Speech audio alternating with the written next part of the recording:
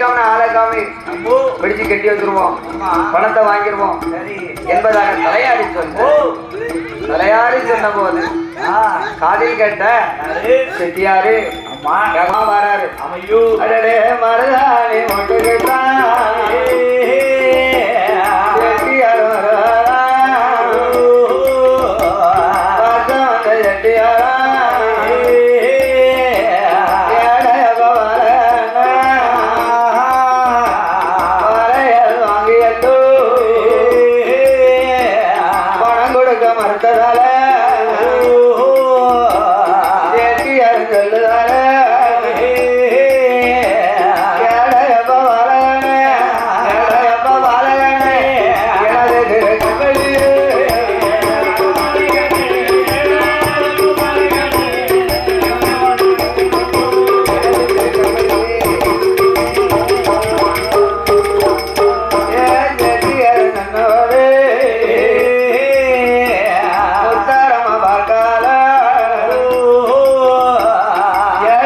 செட்டியாரா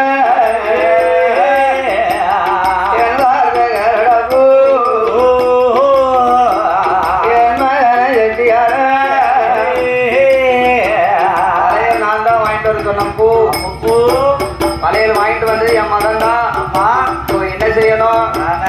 அம்மா வளையல் கேட்டாங்க, அச்ச வளையல் கேட்டாங்க, நான் எடுத்து கொடுத்தேன். காசு கொடுக்கலையே என்று சொன்ன போது காதில் கேட்ட முத்தாரம்மா என்ன காசு தானே வேணும், நான் தாரேன் அப்படின்னு சொன்ன போது செட்டியாரோ காசு கொடுக்கணுமான நீங்க என்னோட வரணுமே. சரி, தலையார் வீட்டுல வந்து காசு கொடுக்கணும்னு நான் சொல்லியிருக்கேன், புகார் கொடுத்துருக்கேன். சரி, அதனால நீங்க வந்து தலையார் வீட்டுல வந்து பணத்தை ஒப்படைங்கன்னு சொல்ல. சரி, முத்தாரம்மா பார்த்தா முத்தாரம்மான்னு தெரியுமா செட்டியாருக்கு? தெரியாதுதா. அதனால பார்த்தா அப்ப அம்மா முத்தாரம்மா சரி பெண்ணை போல சொர்பத்தை கொடுத்து அதிகாரி முத்தாரம்மா கையில என்ன எடுத்தா?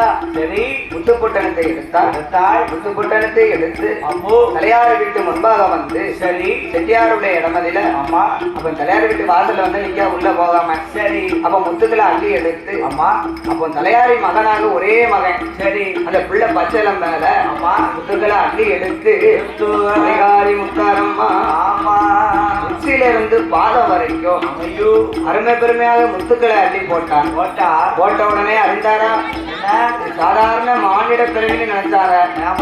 அப்ப செட்டியார் நினைக்காரு என்ன வந்து பார்த்தாலே மேலெல்லாம் முத்தாயிடுத அம்மம்மா ஆயிடுத. இப்ப பெண்ணு கிடையாது, தெய்வ பெருமையா இருக்குமோ ஒரு வேலை நம்ம பார்க்கறோமே என்று. அப்போ அந்த காலம் குறிக்காக்கிறோம்னா சரி எங்க போவாங்க தெரியுமா? நாங்கநேரி பக்கம் மல்லியம்மான்னு ஒருத்தி இருக்கோம். சரி, அவர்கிட்ட போய் குறி காப்பாங்க. அப்ப செட்டியார் பார்த்தாரு. சரி, செட்டியாரோட வார்த்தையை கேட்டு 8 பேரும் 2 பேரும் வராங்க. நாங்கே நேரி வருவாரா